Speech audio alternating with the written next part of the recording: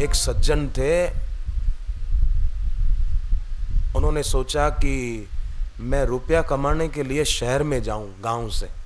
वो शहर में गए, रुपया कमाया, पर फिर क्या हुआ कि एकाएक उनकी तबीयत खराब हो गई। शहर का वातावरण गांव का वातावरण अलग होता है, गांव में हवामान शुद्ध होता है, पर वो शहर में गए तो थोड़ा हवामान ऐसा कि तबीयत खराब, रुपए तो कमाए पर तबीयत खराब हो गई,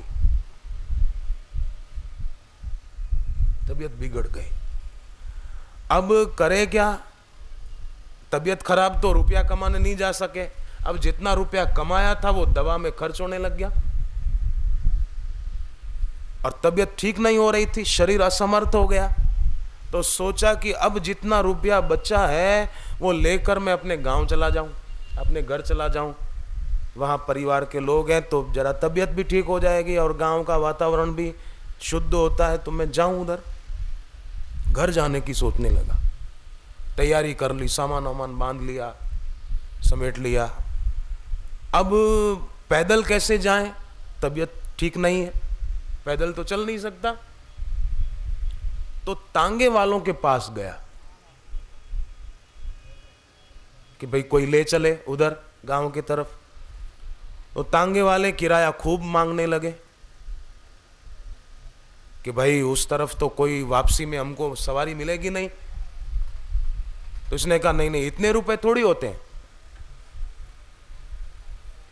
कोई बोले 15 रुपए, कोई बोले 20 रुपया, कोई कुछ बोले। वो बोले कि इतने रुपए थोड़ी दूंगा मैं। उस जमाने में 15-20 रुपए बहुत होते थे।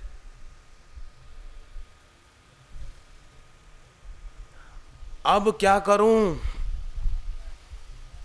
पैदल तो जा नहीं सकता, रास्ता भी सही नहीं है। इतने में एक घोड़ा बेचने वाला आदमी आ गया और मात्र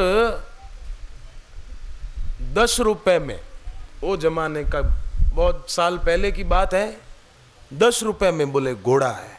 उसने सोचा ये 15 रुपया किराया मांग रहे हैं, ये 10 रुपए में तो घोड़ा भी अपना हो जाएगा, इस पे बैठ के चला जाऊंगा। तो उसने घोड़ा खरीद लिया, पर सोचा नहीं कि ये घोड़ा इतना सस्ता क्यों बेच रहा है 10 रुपए में।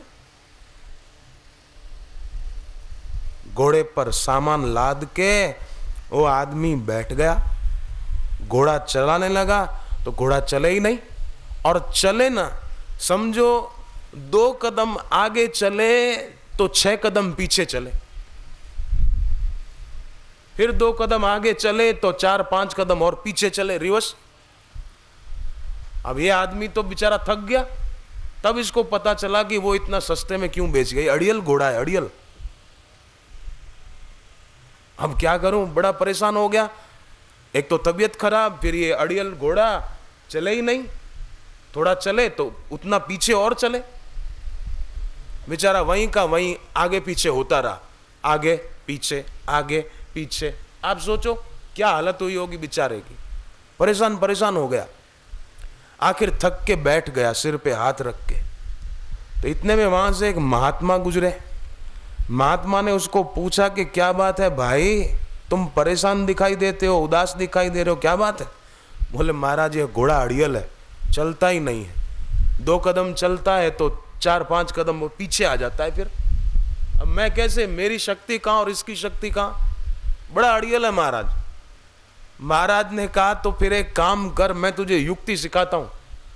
अड़ियल है तो क्या हो गया, तू इसी के द्वारा अपने घर पहुंच सकता है। बोले महाराज कितने घंटे बीत गए, मैं परेशान हो गया। अरे बोले मैं युक्ति बताता हूं, देख तू एक काम कर, तुझे जिस तरफ जाना है ना उस तरफ इसकी पीठ कर दे, घुमा दे इसको।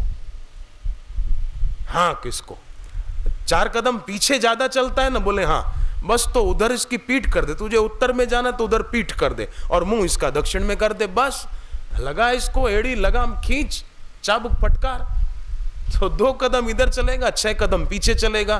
भले थोड़ी देर लगेगी पर तू पहुंच जाएगा तेरे गांव। कर ले, ये युक्ति से काम ले तू। वो तो राजी हो गया कि महाराज बात तो बड़ी आपने युक्ति युक्त कही। बैठ गया, उसको पीठ कर दी उधर जिधर उसका घर था और पहुंच गया।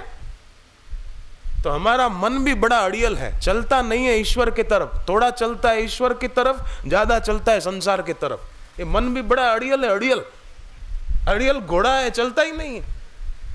तो हम भी युक्ति करें, गुरु जो सीख बताएं उस सीख को मान ले और वैसी साधना करें तो जरूर हमारा मन रूपी अड़ियल घोड़ा लग जाता है। भले देर सवेर पर पहुंच जाएगा, इसी जन्म में पहुंच जाएगा।